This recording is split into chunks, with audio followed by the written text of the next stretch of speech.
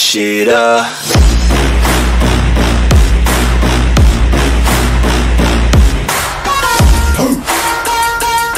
What is your profession? Hi guys! This is DJK21 at magandang umaga, tanghali at gabi sa inyong lahat. And shoutout po sa mga ka-TVJ and legit ka-Dabber Cats! So, musta kayo dyan guys? I hope you're doing fine and well. And ito na naman, may panibagong nagbabagang balita. Kim Chiu, nagkalat nga. Nagkalat sa Showtime. Boom! Inaya ang kanyang ati-atihan na si Vice. Boom! Nainggit siguro, gusto niyang gayahin yung mga pinatpatawag sa MTRCB dahil sa mga kasyungahan. Boom! Ang daming kalokohan. Ba't ganun? Boom! Hindi kayo nag-iisip. Pareho kayo ni Vice ganda. Hindi kayo nag-iisip. Ang dami nanonood. Boom! Hindi lang kabataan, hindi lang mga matatanda, hindi lang lola, pati bata. Boom! Onting etiquettes, as I said. Boom! Lagyan ng onting etiquettes din ng sarili nyo, yung intentional at unintentional. Sa pelikula pwede nyo gawin yan, pero sa TV, live stream, or whatever, hanggat maaari, ingat lang. Boom! Dami-dami kasing sasabihin, toknene ka rin. Boom! Ayan, sa mga ito yung opinion lamang, disclaimer lang po sa mga fans niya. Ito ay correction lamang. Boom! I know that nobody's perfect at planet Earth. Oo, shara-shara sa mga planet Mars dyan. Boom! Pero sana po maging lesson learned to sa lahat ng mga magiging entertainer, comedian, or whatever, diba? Boom! Kasi yung mga ganyang biro guys, yung mga ganyang biro promise, may pinagpipilian yan. And ito na nga, pakinggan na natin ang isang munting mensahe or isang news na very viral. What's up sa inyo mga ka-showbiz? Nahahap na naman sa panibagong kontrobersiya ang noontime show na It's Showtime. At ngayon naman ang host na si Kim Chiu ang focus ng mga netizens. Muli umanong ipapatawag ng MTRCB ang Showtime management. Muli. Ano ibig sabihin ng muli? What do you think guys? Anong ibig sabihin ng muli? Boom! Hindi. It's not only once. Boom! Kumbaga siya yung pumapangalawa kay Vice Ganda. Boom! Kay Vice Ganda. May nagagawa ng mga taong ire. Boom! Nagpapapansin kasi kayo, ba't ayaw nyo tularan ng mga TVJ, mga tatino, mga ka-Dabber Cats, imbis na puro kayo kalokohan. Boom! Di na lang kayo maging matino na mga hosts. Ano ba yan? Sa bastos manong sinabi ni Kim Chiu live on air sa tawag ng tanghalan kasi habang pinag-uusapan ng mga host ang mga teknik ng pagkanta ng mga singers ay bigla naman tawag daw ng tanghalan. Kasi naman po guys, hindi naman kasi siya host talaga.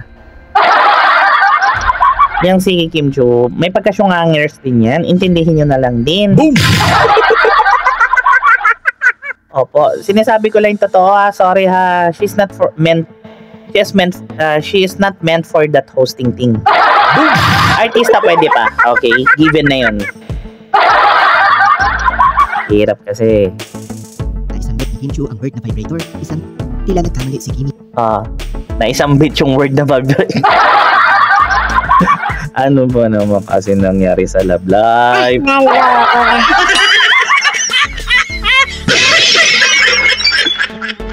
Ilang pagkakasabi, dahil imbes na vibrato na teknik sa pagkanta ang sinabi niya, vibrator ang nasambit ni Kimi. Itong vibrator ng boses. Itong vibrator ng boses.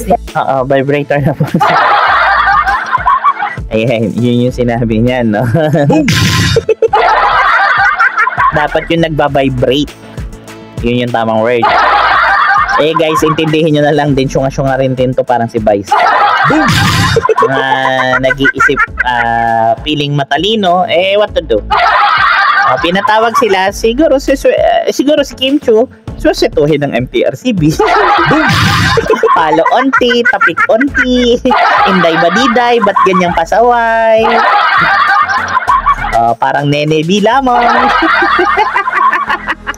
Bukod naman sa issue na ito, ay viral din ang bilang ang sinambit ni Kim Chiu naman na pek-pek shorts na isang splits lang na to. Pati pek-pek short. Ang galing ng batang ere, pasaway talaga. Boom! advice ko lang sa Showtime, no? Ano nyo po to? Reorient. What are the rules and regulation that you shouldn't say within the segment of Showtime? Kasi ito guys, no, hindi rin po kasi talaga maganda sa pandinig ng ibang tao, lalo na sa mga conservative, lalo na sa mga lumang tao. Lumang tao means mga kopong-kopong na tao. We call it matatanda. At take note, kung ano po ang sasabihin nyo sa social media or sa mismong isang event or whatever, ang bata these days, this new generation kids, they're easy picker. Easy picker means madali sila makapick up. Hindi sila bobo, hindi sila tanga, automatic copy-paste. Boom! Naiisip agad, sasabihin agad. Hello,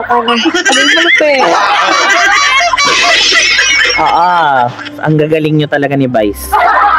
Hindi kayo mga good example sa mga kabataan, mga BI.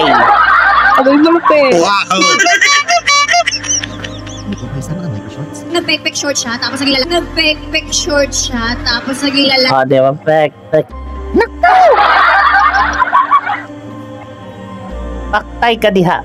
Ayon naman sa Showbiz website na pep.ph, tinanong nila ang mga contacts nila sa MTRCB at hindi pa daw tapos ang deliberation ng ahensya. Ayan, mga MTRCB naman po, pinag-aaralan yan guys. Hindi naman basta-basta yan magpapataw ng something na irrelevant din, no?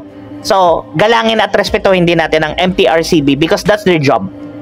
To fix things, to aregluhin lahat, ayusin. Kung may penalty man, it's up to them. Kasi they know, it's like a lotting din, no? Alam nila yung kalakaran. Alam nila may books sila eh. They are basing on the books. What penalty or article code of conduct or anong ganito. Ganun yun, guys. So, intindihin nyo rin ha, mga pasaway na ano. Boom! Di kasi nyo gayahin ng mga TBJ. Tignan nyo, ang saya lang. Oh, tignan nyo, kompleto pa. Oh, wow! Diba? Sana all.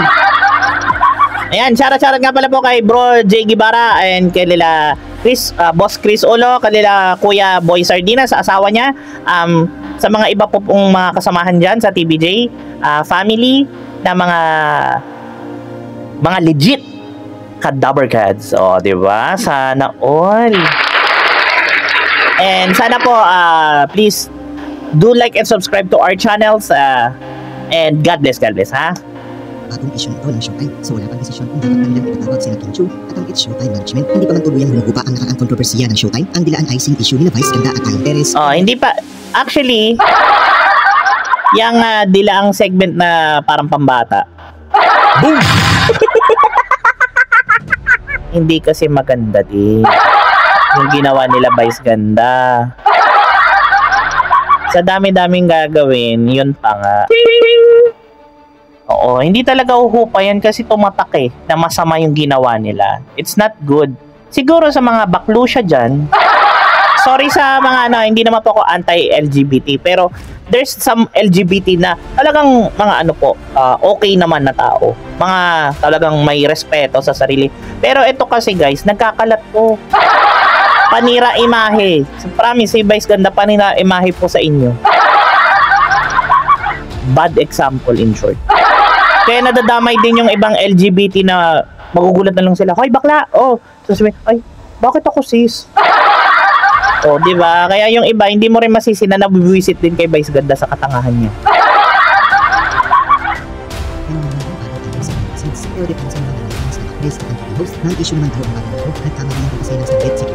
Non-issue. Nagkamali ang sambit. Ang problema kasi, hindi nyo muna siya in-orient sa script. Basta nyo na lang sinalang. Alam nyo naman may pagkataklesa din minsan si Kim Chu. O di nga, diba? It backfires, not once, now twice. Una si Vice siya kasi ayon. Pangatlo na pala to. Pangatlo na pala. Yung intent talaga na sabihin ng word sa nagkamali lang dahil magkaparehas ng tunog yung words. Pero actually, ang issue na ito ni Kim Chu ay matagal na. Ilang araw lang ang nakalipas matapos mag-viral ang icing cake issue ni na Vice at Ayon ay nasambit. O, diba? Matagal na. Matagal ba yun? How many days ago lang? Ang matagal, months, years. Yan, matagal yan. Kim Chu sa tawag na tangatan, tila hindi na ito nag-viral at napansin ng mga netizens dahil kasagsagan nga naman ng issue ni na Vice at Ayon. Hindi napansin. So, nagpapansin. Ganon. nagpapansin lang, ganon. Wow, sana all. Ano po ang masasabi niyo dito? Dapat bang ipatawag si Kim Chu ng MTRCB? Sabihin naman po. Yes, dapat ipatawag siya at i-reorient, i-rebrief kung tawagin. Para malaman din ni Kim Chu ano yung mali niya. Para hindi niya ulitin. Nobody's perfect, but, you know. Ito namang It's Showtime, gagawa-gawa na naman kayo ng kukuha-kuha na rin din kasi kayo ng kung sino-sino. Gusto nyo kasi tapatan ng TVJ eh. Guys, legends oh. Ano ba kayo? Nga, di ba? Some of you are youngers. These ones, even they're old, they make their name already within planet Earth. Around the world. It's not, katulad nyo, yes, around the world. Pero, pag pinapili ang tao talaga guys, mas kumbaga sa pagtakbo, kunyari, like, I will just make it an example guys, like politika. Pag pinapili nyo, TVJ or Showtime or Tape, Tape Incorporated o INC, gano'n. Diba? Ang tao ito pipiliin. Why? Kasi since birth, they were there for us sa mga kabataan namin. Pangalawa, hindi lang kami ang nakakakilala sa kanila. Mga nanay namin, mga lola namin, mga ninuno. Diba? Bago pa sila maging Itbulaga, may mga ano na sila, old segments also. Mga artista na din yan. Yan, sila Michael B. Kilala nila to, ang mga to. Kaya may mga respeto yan sila Michael B. I do respect Michael B guys ha, kasi po I'm a fan also of Michael B. So, ayan nga. Ito yung mga taong talagang they deserve the respect. Diba? Pero kung sasabihin nyo sa akin na DJ, piliin mo, DJ K, piliin mo yan si Vice Ganda. Hakdog. Oo, ganun ang sagot ko, ha? Hakdog. Sa inyo na yan. Pag sinabi nyo, piliin nyo yung nagjawang yan, sila, hindi. Kahit nga pelikula niya, hindi ko pinapanood. Walang kalatoy-latoy, promise. Kasi, yun ang problema kasi sa isang tao rin, no, guys, no? Katulad nila Kim Chu, nila. Si Kim Chu, sige, given na yan. Nasyunga-syunga. Pero yung kay Vice Ganda, hindi given yun. May utak siya eh. He knows what's right from wrong. Pero anong ginawa niya? Ginagawa niya kasi nga sikat. Nakain siya ng sistema ng fame. Tandaan nyo guys ito sa industriya ng pag-aartista, industriya ng ganitong industriya, mga pinagtatrabahuhan ng mga katulad nila. Guys, hindi po habang buhay nasa taas kayo. Umiikot ang gulong at ang earth. Umiikot yan, minsan babaksak ka din. Kaya it's better kahit bumaksak ka, good record ka. Ayaw nyo tularan yung TVJ. TVJ, yung mga cadaver gods. Diba yung mga cadaver gods? Okay sila. May mali, automatic, sorry.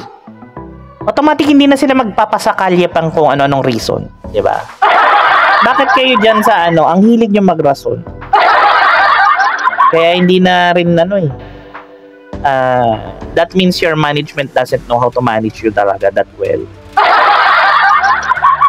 Kaya nagets ko na rin bakit some of the people doesn't like to mingle with this kahit sa Tape INC sa EAT.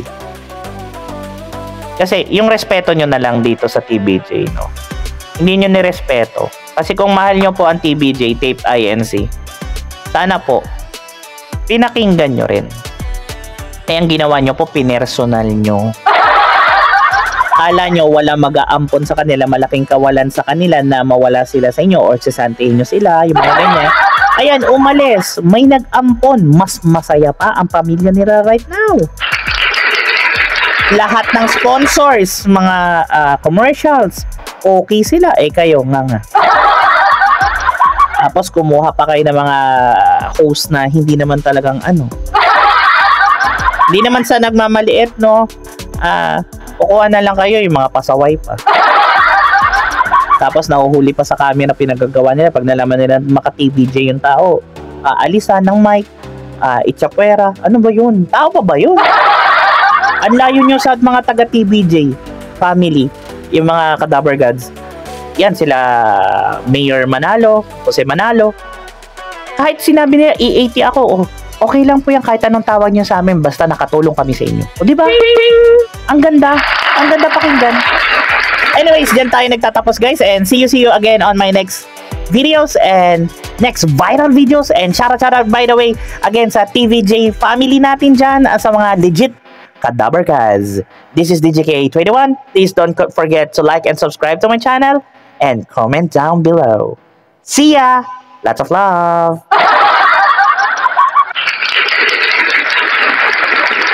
The shit up.